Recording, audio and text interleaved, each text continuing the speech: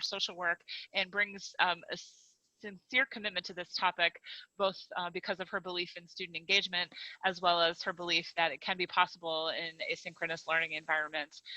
So this is an excellent topic for a very talented facilitator, and I will let Castagna take it from here. Thank you, Cindy. So as Cindy said, I'm Castagna Lacet, and I am an associate professor in the School of Social Work, and I teach courses asynchronously as well as synchronously. And now I'm teaching one that I am calling semi-synchronous. So we're working things in a variety of different ways. And so I also want to invite you, right now we're a small group and we may stay a small group. So, if folks have questions, I really want this to be a discussion, as Cindy said. I'm going to invite you that if you have thoughts or questions or anything like that, to put them in the chat as well. I'm going to start with even asking you, like, what drew you to this session? Just to kind of get us started. I'm going to share my screen. I'm not going to bore you with like all 22 slides of my PowerPoint. It's not really 22 slides, but I want to give us a chance to have a real discussion about virtual presence in your online class. But if anybody wants to chime in about what drew you to this session, I'm just curiously, if anybody. Yeah, I'll jump in. I'm George. Hi. Hi, George. So I have been missing I'm doing all asynchronous classes this semester because my wife, Jessica Berthus, is also a professor. We have our 4 boys at home. It's very complicated logistically to try to have us all do synchronous courses. So from our end, we wanted to try to do asynchronous courses, and I've been feeling missing that in-classroom experience some, but it's logistically very complicated. And so I was drawn to this because I do feel that student engagement, I'm writing a lot of personal emails, but there was one line in the blurb about, are you spending a lot of time doing personal emails on assignment topics? I was like, yes. Well, yes, I am. Interesting. How about I go to that? So that's why I'm here. And Cindy and I talked about this. I think that was going to be the clincher, that folks are probably like, this, email, right? When you're teaching asynchronously, there's all the questions that come up that don't get answered. Whereas when you're in class, there might be 20 conversations about assignment number 2 again and again and again, right? So that time saving is important for us, but also important to the students. Does anybody else want to say anything before I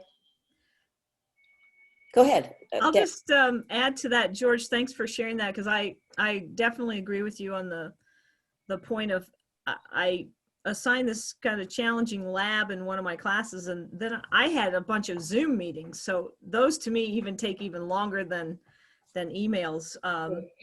And I miss that interaction, and I'm feeling like when I'm Zooming with my students, just because they have questions, that they're missing my presence. So I wanted to learn more from you. So thank you so much for offering this workshop. I could chime in too. It's very noisy in my house. I apologize if you hear banging downstairs. They're fixing something. But this is the first time teaching an asynchronous course, so I wanted to make sure that I was doing all I could to be engaged and kind of form those relationships with students. So that's why I'm taking this. Great. Okay. Let's see how many. Okay. So when we think about why we're teaching asynchronously or why students are learning asynchronously, I want to just be matter-of-factly. Right now, students are taking asynchronous classes because that's how we're offering them. in a lot of the situations. Many of our students would not necessarily be signing up for 5 or 6 online courses, but right now, that's all that they have available to them. And they want to continue their degree, they want to finish with school.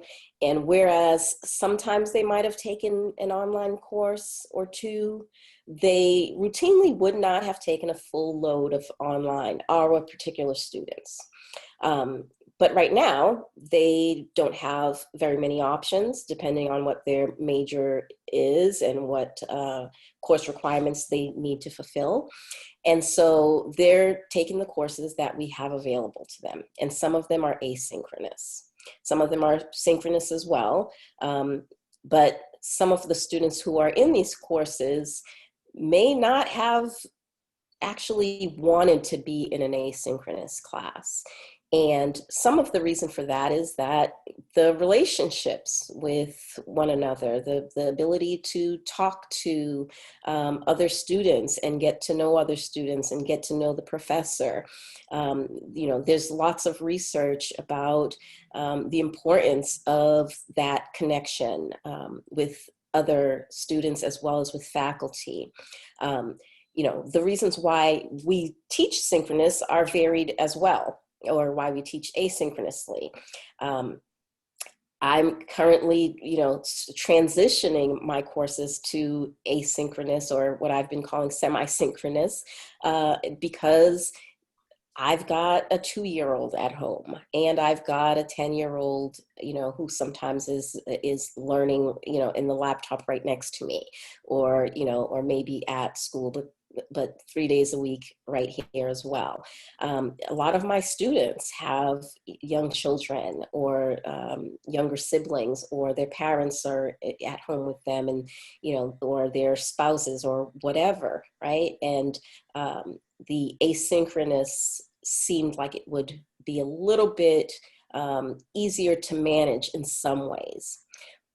Nevertheless, that's really misleading, and I think that we can all agree that asynchronous does not mean not a lot of work, right?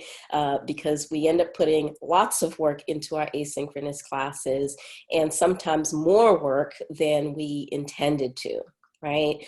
And like George said, the emails keep coming, and the things that, that we thought were perfectly clear all of a sudden are not very perfectly clear. And we've gotten, 4, 5, 6, 7 emails about it every day, until the assignment is due, right? So how do we think about ways to rectify that, right? So what gets lost in our asynchronous courses sometimes are that human connection, the relationships, and the engagement. Students will be relying on their instructors for references for graduate school, for jobs, for internships and things like that. They value getting to know us and being mentored by us, and they're not always having that opportunity if they can't connect with us, right? I used to have students, walk me back to my office and we'd be chatting, or before class come by, or just be walking through the halls and see each other and connect.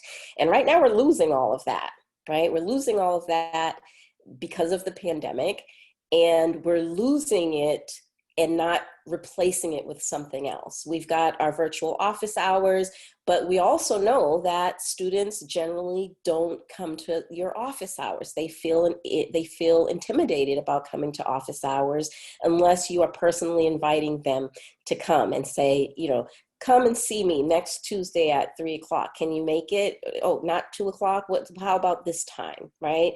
Then they're more likely to come.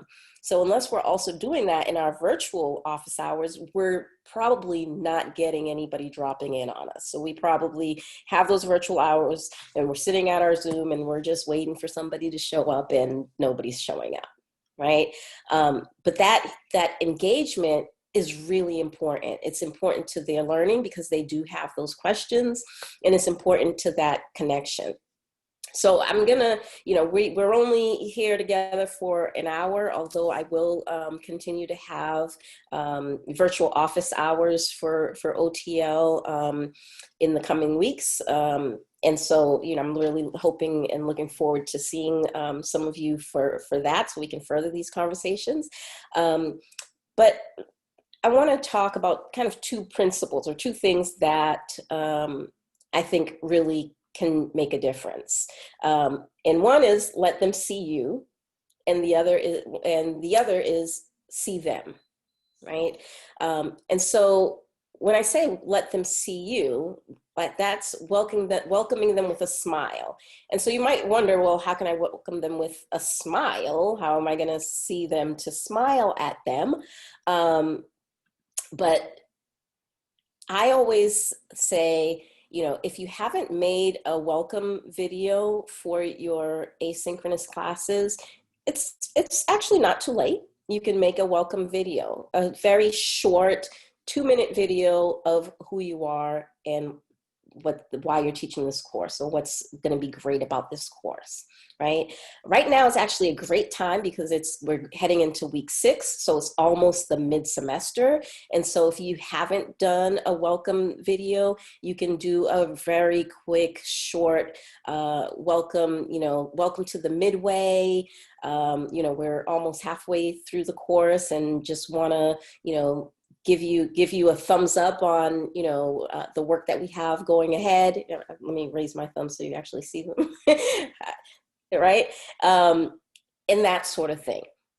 In terms of reducing even the emails and the questions and things like that, that might come as a result of us not seeing each other on a regular basis. And a lot of this is going to be about using videos, right? Because that's how that we can have this virtual engagement, one of the bigger pieces of it, right? So making a video that actually guides them through your Blackboard site. So one thing to remember is that our students, whether they have a diagnosed learning disability or whether or not English is not their first language, many of them are first-time college students.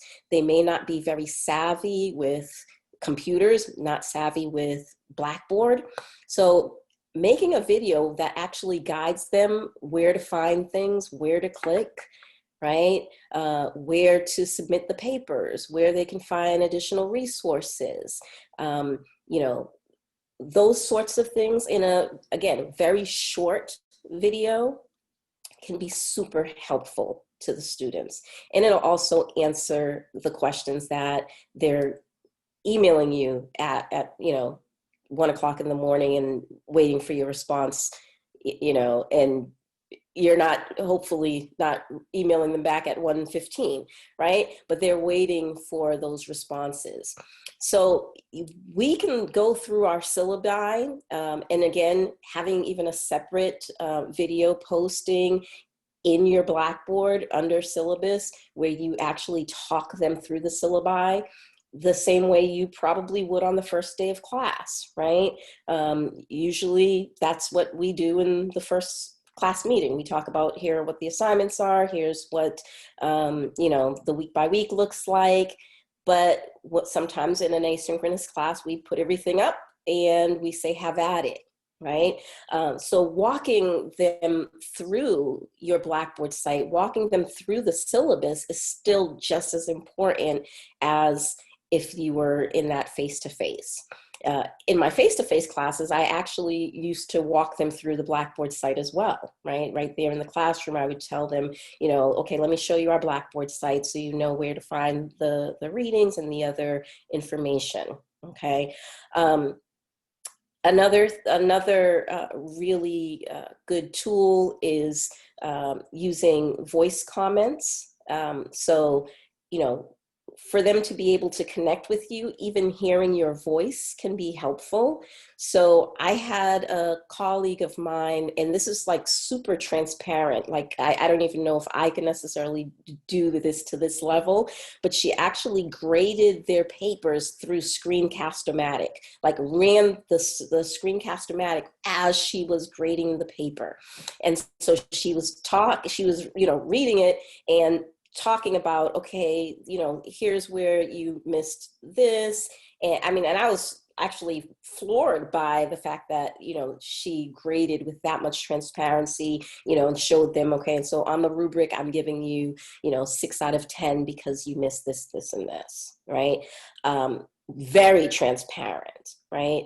But even if it isn't at that level, within Blackboard, if they're submitting all their papers and assignments through Blackboard, when you give them the feedback, you can actually click on voice feedback, and you can record feedback, or you can even do a video feedback. So I gave video feedback to my students.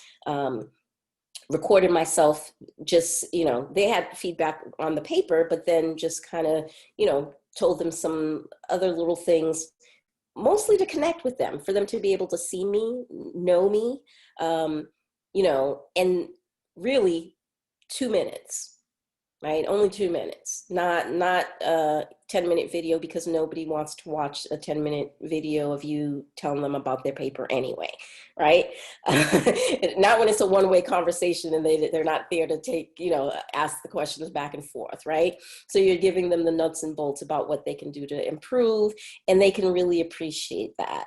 And it was surprising to me, how much my students, were like, oh, wow, that was so cool. Like, I saw you there talking to me, and I wasn't expecting that, right? And so it's that unexpected connection that also helps to hook our students and keep them connected to us, and keep them engaged in school, right?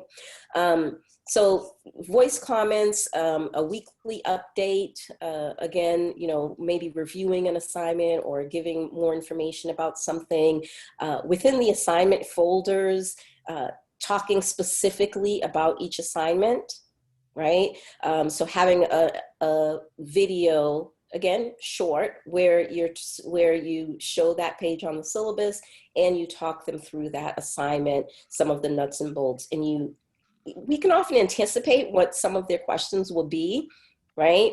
And what's also really helpful is when you actually sit down to do that 3-minute video review of assignment number 1, you also pick up on all the weird things that you thought were like, oh, wait a minute, why did I put that in there? Why is that like that? That actually doesn't make sense, right?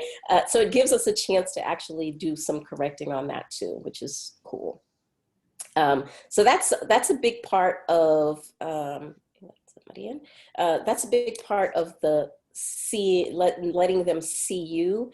And again, if you don't want to, be on camera, that's also fine. Hearing your voice is also part of that connection, right? So you can still talk them through an assignment, use the voice comments on the papers. You can send an audio recording. I love, like, capital L, capital O, capital V, capital E, love Screencast-O-Matic. And we now have access to that through the TTC. So it's an amazing software that you can edit. And I will show you a very short clip of one of my weekly overviews in just a moment. Don't laugh at me. And then the other part is to see them. So even things like making sure that you have your profile picture on Blackboard, and invite them to have their profile picture on Blackboard if they don't. Many students don't have a profile picture up, but they can do that, and they should do that, so that students can also be able to see each other. One really cool, feature, we have access now to Flipgrid, where they can make video recordings. So, switch up that discussion board and assign them to post a video response, right? And then to view and respond to others through a video response, right? So maybe their initial post is a recording, but then they'll have the opportunity to write, responses. They don't have to create more and more videos, because again, that's then a different amount of time and expectation and pressure. You can also reduce the pressure that they don't have to necessarily appear on the screen. They can do a voice recording, because students do have different levels of anxiety about it.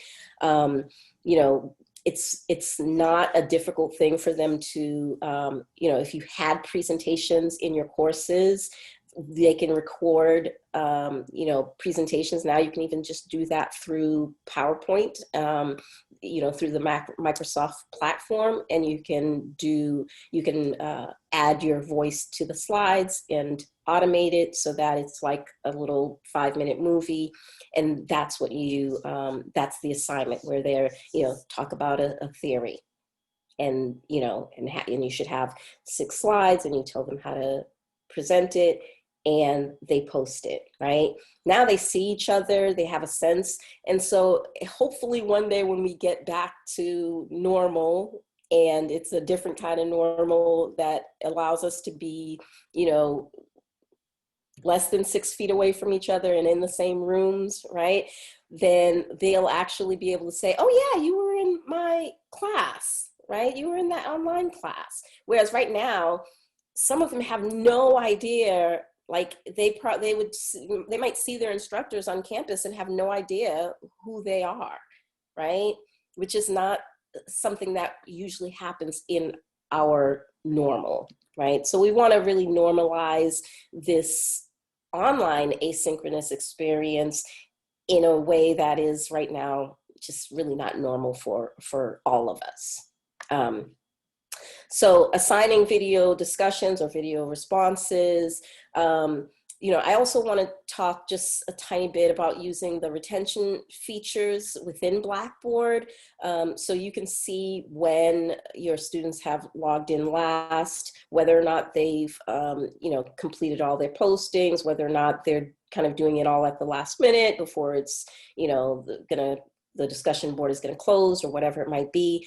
And if you're noticing, and you can set up the retentions, and the TTC office hours are amazing and can really help with kind of the nuts and bolts of some of this, as well as their website and videos.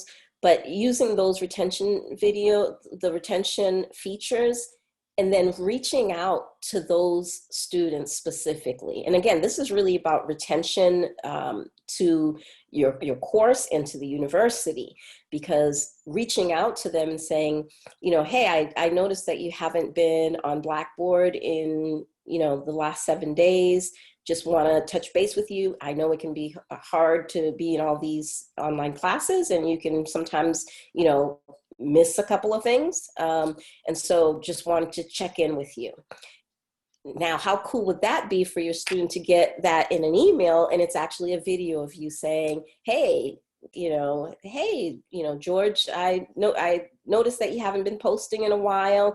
Just want to let you know, right? Just want to let you know that,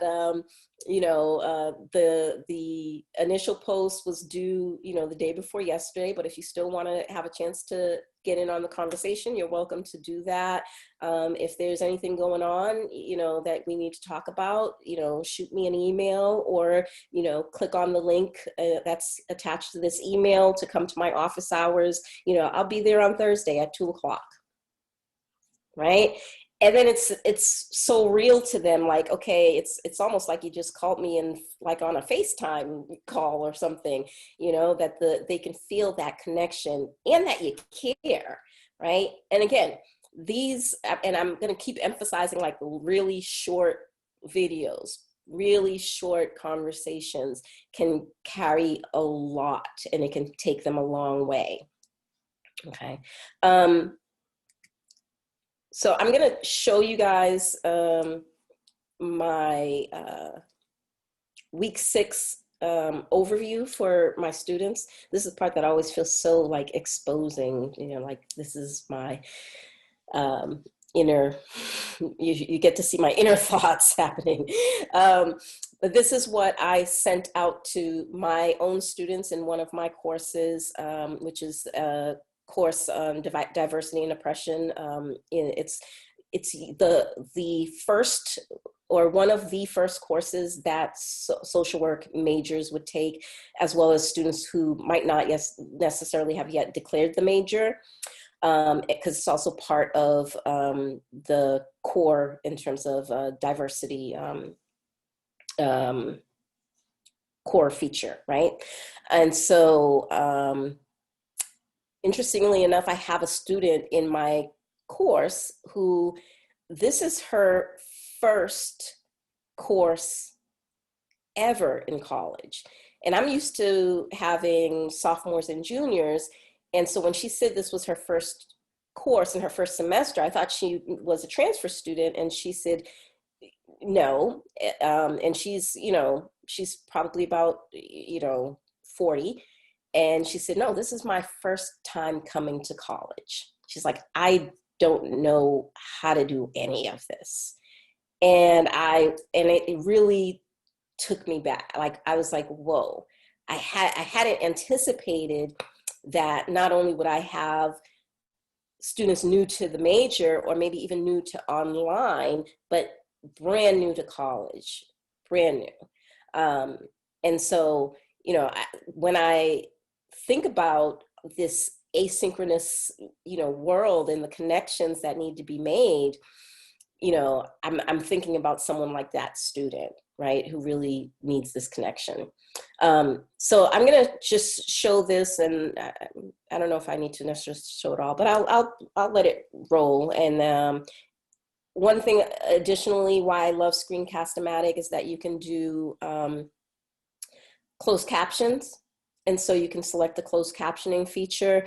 I've used closed captionings even in my live, you know, in the brick and mortar school, you know, using the headset and having it live as I talk. And my students who have learning difficulties, both and students who are who English is not their first language, absolutely love it. And students who, I've had students who have ADHD also, who really feel like, okay, well, I can follow along, I can focus on this. So just another plug for Screencast-O-Matic. All right, so this is my week, this is my Blackboard site.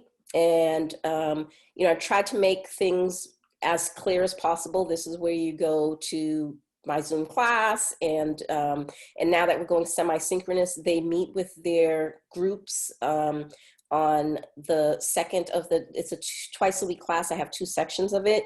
And so my Monday, Wednesday class meets on Wednesdays with their groups. My Tuesday, Thursday class meets on Thursdays with their groups. And every 3rd week, I will meet with them. And in the in-between time, instead of the other day of the week, they have online discussions to participate in, okay? So let me show you my overview. Hello, everyone. This is Dr. Lacet. I want to welcome you to week 6 of our course, and just taking you through a quick overview on what the expectations are for this week. Here is our Blackboard site, and when you go to get it started and syllabus, you will go ahead and scroll and see the information for this week, which is week 6, October 5th through 9th. And you'll see that this is one of the weeks that you will be meeting on either Wednesday or Thursday with your group. So the Monday, Wednesday section of my course will meet on Wednesday at the assigned class time, and the Tuesday, Thursday folks will meet on Thursday at the assigned class time. And I will take you in just a moment to see what your discussion prompts will be for that time period. You will also notice that there's the Blackboard discussion to be completed. Your initial post happens by Tuesday the 6th, end of day, and that you should be posting at least a minimum of 4 posts to other of your classmates. And again, I remind you to log in periodically, once a day, perhaps every day, even if it's for 15, 20 minutes, to check in on the discussions and keep the discussions going through Sunday. That way the time is spread out for us to be able to have a more hearty discussion and back and forth conversation on the discussion board.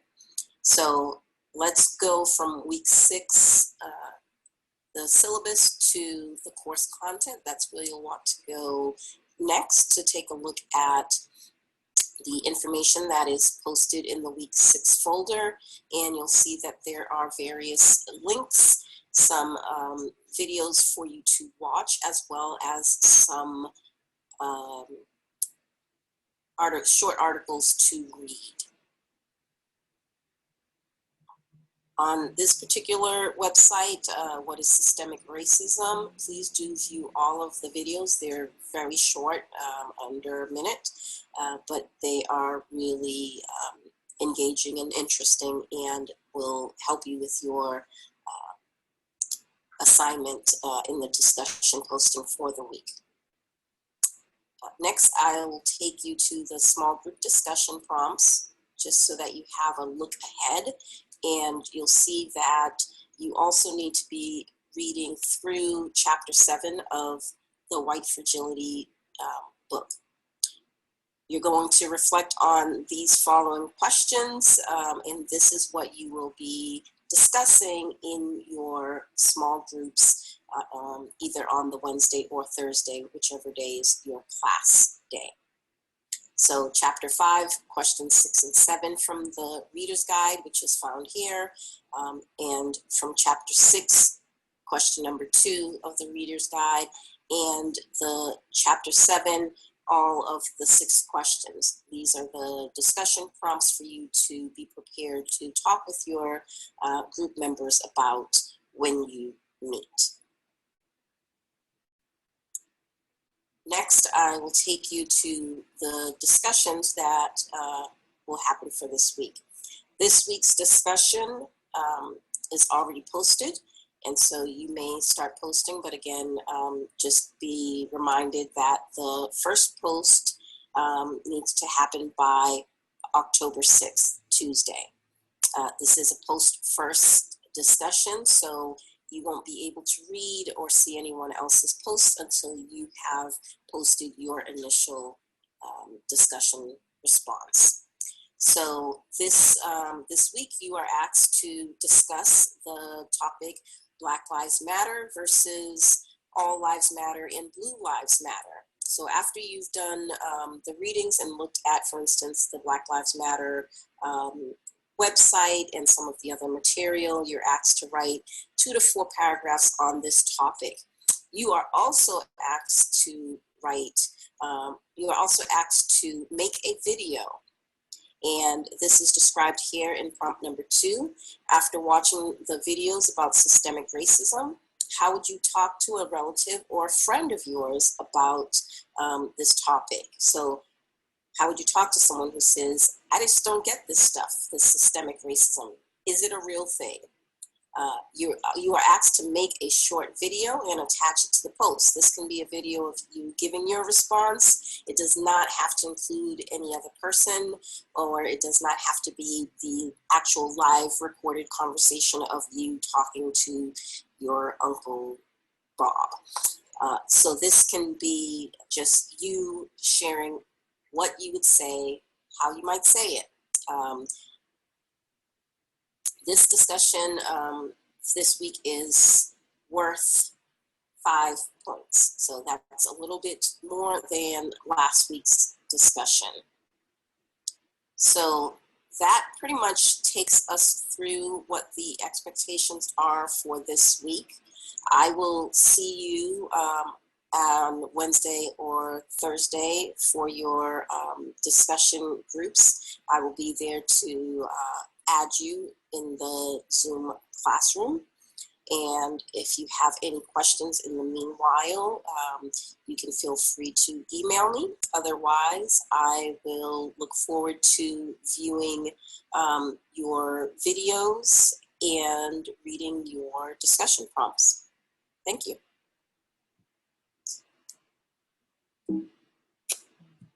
Okay. So that is that. So you may have also noticed that there's all my ums and the other stuff, because I try to keep it as authentic as I am, right? So I don't over edit, like, okay, I said something, I said your discussion prompts instead of your discussion posts. But then when I did and I use the speech to text, which, requires a few minutes of editing because it always gets my hour and hour a little bit mixed up. But I use that as an opportunity to even correct some of the things that I actually meant to say, so I put what I meant to say in the captions, right? So, I mean, I want to, we're at 2:43. Want to take some time to kind of get your thoughts and see if no one so far has added anything to the chat in terms of questions, but if folks have any questions or even want to share something that they've been using as a great practice, to keep our students engaged in this asynchronous world that we're in.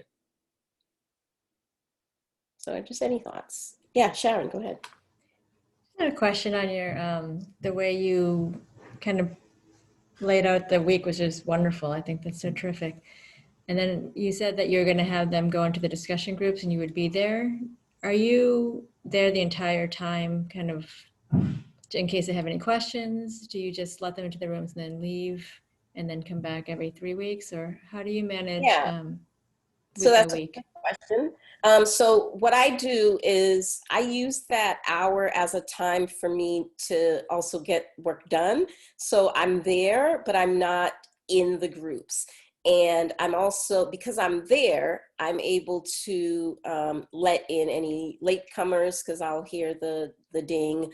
One of my classes is the Tuesday, Thursday, 9:30 a.m. class. And so the groups meet on the Thursdays. They do asynchronous stuff for, to make up for the hours for the Tuesday. And so when they meet on the Thursday morning, I am, I said at the beginning, I have a 10-year-old and a 2-year-old.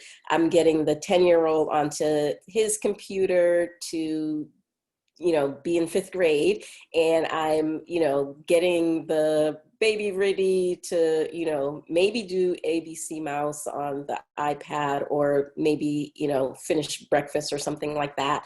So, I'm literally there. I'm letting my students in. I usually will greet them, and then I will remind them, so you've already had the prompts and seen what your discussion is for today.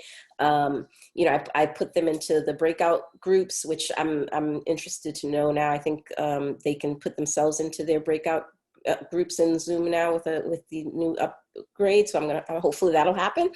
And then so that I put them into their groups, and then I'm there. And then but I'm not on screen with them. I'm not popping into their groups. And then once the time ends, I'm also, there. I'll, sit back down to, tell them to have a great week, and, don't forget to post if you haven't, completed your initial post or something like that. I might give them a reminder, and then I'll say, see you next week, and that's it. Thanks. So then are you also taking attendance and telling them that they have to be in these groups at this time? They do, because this class was originally a synchronous course. And so, but we transitioned. So for the first 4 weeks, we met on Tuesdays and Thursdays. And then we transitioned to this kind of semi-synchronous format. And so they had the assigned time for class, but then it kind of just got freed up a little bit in terms of not having to come twice a week, and that they'll be in the in-depth small group discussions once a week, and then every third week we meet all together. Great, thank you. Thank you. Yeah, I'd like to echo, I don't know why I didn't think of, because I've definitely been struggling with doing my like weekly overview announcement, like, hey, here it is, all the stuff that I really need you to pay attention to that'll direct you to the other things.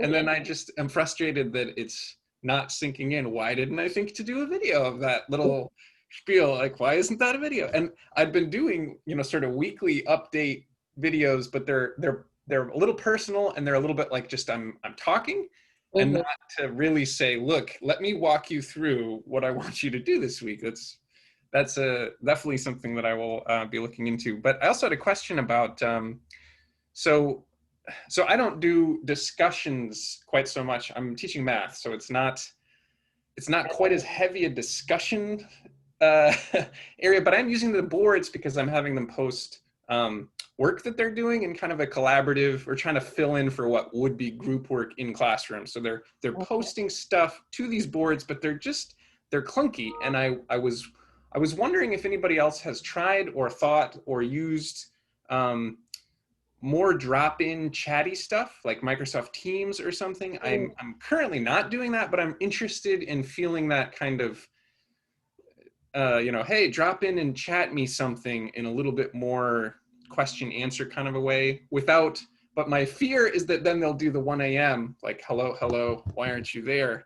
So I'm trying to balance that, you know, okay, I'd like it to be a little bit of an informal chat kind of a thing where they don't have to, you know, put their face on and say, oh, now I'm doing a Zoom meeting, but that mix. So I'm curious if anybody has thoughts about that. Well, I guess. I mean, I think that you can offer a synchronous, you know, time slot, right? That's not required. So you can offer different times where, you know, and kind of send out to folks like, hey, if anyone is interested in, you know, problem number 3, you know, on Tuesday at this time, you know, I'm going to be given an overview of it, you know, drop in, here's the Zoom link, you know, that way, if they can make it, they can, and, you know, and vary it so that, you know, you're not obviously wanting to schedule something during some time that somebody may have a synchronous class, because that's one danger of it. You know, but if you vary it, or you invite them to, you know, to come and meet with you, and, or even, you know, send out targeted, you know, messages to folks who didn't get it right, who are kind of missing it and might need that extra help, you know, and find out, you know, when you guys can have a short meeting, you know, to go over one problem. Mm-hmm. I don't know if anyone else has any thoughts or ideas about that too. Hi, my name is Ernie. How you doing? Ernie. Yeah, I was just wondering, that's a good thing George brought up in terms of math. It's always been a typical thing for kids. They always have a tough time learning it. And I never used discussion boards before, but is there any way, for example, like George mentioned, that kids could get together in a group and discuss problems like that? Like have discussion groups? I'm not sure, you know, Yeah, I've I never mean, used that. well, I mean, the in Blackboard, you can actually use Blackboard Collaborate to have students meet. You can set up, you know, within Blackboard Collaborate, different links, and then students can click into them. The problem with, if you're assigned as an asynchronous course, you can't kind of switch and give a specific time and require students to be there at a specific time. So once your course is actually listed as asynchronous, it needs to stay asynchronous for, for all, the major parts of it.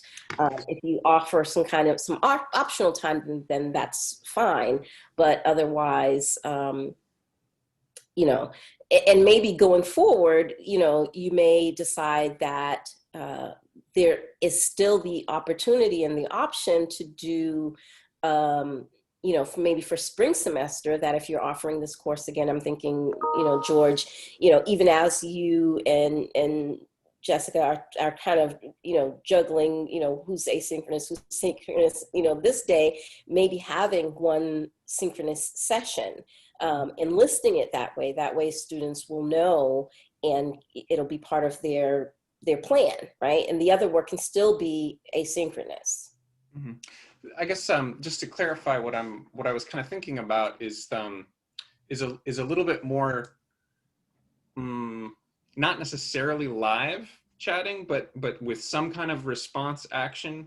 But the discussion forums, I've tried to do that before, and I've been unsuccessful each time I've tried it in really doing it, having it work the way that I would like. And so I was just sort of curious about like other chat platforms that's a little bit more informal, but I also don't want to make students try to get another piece of software that we're not using, so there's, I'm curious if anybody has any like, oh, well, I use something for that. Teams could do that. I mean, I think the only thing that I would be concerned about as well is that then you and the students may feel like they're always on, because then it's like, a text message dinging all the time, like, okay, time for me to, look into this again, and somebody else has a question about this, and I don't know if anybody has any thoughts, Cindy or Castagna, could Flipgrid or VoiceThread be an option? It allows more for the back and forth, but then can you do a Flipgrid and then like post it to Blackboard? Like, what's the medium that, or is it all internal to Flipgrid and that's like another thing? It's internal to Flipgrid. I'm hoping that at some point they'll have it a little bit more integrated. But it's not super cumbersome, but it's not as I'll look into that. Doesn't leave it right there in the Blackboard site. Mm-hmm. Yeah. Well, okay. Well, I don't want to derail the whole thing. I am really interested in some of these ideas that you brought up about, especially like just like little personal videos directly to students in their inbox. It's a really interesting idea, because I have some reaching out that I was going to do this week, specifically to some students that I've had interactions with, but I would like to just communicate to them, look, certain things need to happen here, and I might be able to do that with a smile in a video that won't be an email, so. And that's the other thing, is that email doesn't show tone, right? And so they might feel even worse, like, he's mad at me, I'm gonna fail, I really won't show up to the next, meeting that we said, or I really am just gonna like disengage from this course because I feel like, the email I got only shows that he's, telling me get back to work, right? Whereas, if you can say it with a smile, like, hey, I've missed seeing your post. What's going on? You've got some work that you need to submit. Let's talk about, a plan to get back on track, right? Then that you can put all of that in the same email, but when they're reading it as, I haven't seen you in class. I haven't seen you on Blackboard. Let's make a plan to get back on track. Right? The tone is whatever they imagine. My inbox right now. Whatever they imagine the tone to be. Right. Right. And so whether it's a little voice, little voice clip, or a little personal video, then at least they can be like, oh, okay, well, he seems cool about it. I'm not in deep trouble yet. Okay. Thank you. Other thoughts or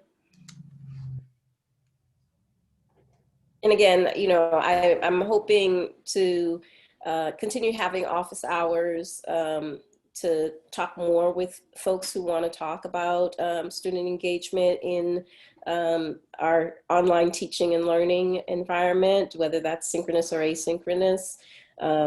So you can look forward to seeing those hours come out from me. It'll probably be, you know, around this time of the day. Again, part of my asynchronous life is having a toddler who, you know, sometimes is supposed to be napping around this time, but probably won't always be. And, you know, but it's a topic I love to talk about. So I thank you guys for coming and being here. But any other questions? I mean, I'm not rushing you off. We still have 3 minutes. And any other thoughts or questions or comments or Do criticism? you have a special video, you know, like the virtual hours? I noticed you mentioned something about students coming to your office hours. Um, I'm not teaching I'm teaching, I have scheduled classes this year and Okay. actually signed in for the session because I wanted to find out, you know, how to get students engaged in all different ways. But do you have virtual office hours like that students can pick and then come to? So it's Yeah. more convenient for them? So I have my virtual office hours link, and you know, just as I would, you know, in any other context, I have it posted on my syllabus the times that are my virtual office hours, and I ask them to, you know, email me with an appointment just so that I know that they're coming and I don't have somebody else already planned to be there. I use Zoom, and I have the same Zoom link on all of my sites. So that when they click on it, the waiting room is enabled. And so if I'm with another student, they'll just be in the waiting room until I'm done with that student. And, you know, and I also, you know, students email me and ask me, can they meet, you know, can they talk to me, you know, tomorrow? And okay, tomorrow I don't have office hours. And I say, what time? Because, you know, otherwise I am, you know, pretty available and, you know, I don't mind setting up a 30-minute or 15-minute Zoom, you know, with a student at a time that is outside of my office hours, just as I probably would if I were, you know, sitting in my office at the, you know, borough office complex. Yeah, so I've met with students, you know, virtually often. When my classes meet synchronously, usually I will stay on afterwards and, you know, chat with, you know, students. I have students who sometimes log on, you know, I usually log on about 15 minutes early, and sometimes students will, you know, come in and chat then. Yeah. Yeah, I was just wondering if you had like asked them a particular time that they could all meet and then schedule it then or something. No. To have multiple students meet for my office Yeah, hours, you mean? yeah. Like schedule a time that they all could have a vote, like what's the best time we could meet, something like that. I haven't done that, but that's, you know, that's something worth trying. Thank you. Yeah.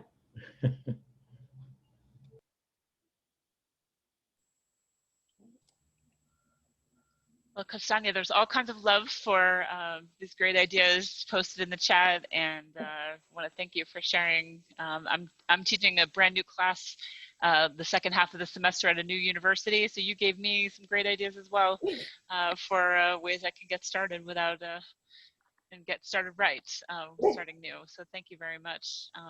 For those who are interested in further discussion on this topic, Andrea is going to facilitate a conversation on student engagement as well on Thursday at 10 a.m. And the Zoom information went out in the same message that got you to this meeting. But if you need more information, just email us at otl@bridgew.edu, and the more the merrier, right? Mhm. Great. Thank you all so much for being here today. Thank you for your time. Thank you. Have a great Thank week. you, Castagna. Thank you. Thank you. Bye. Nice to see Thank you. everyone. Bye, everybody. Take care. You too. Bye, Ernie. Take care. We'll see you. Good to see you.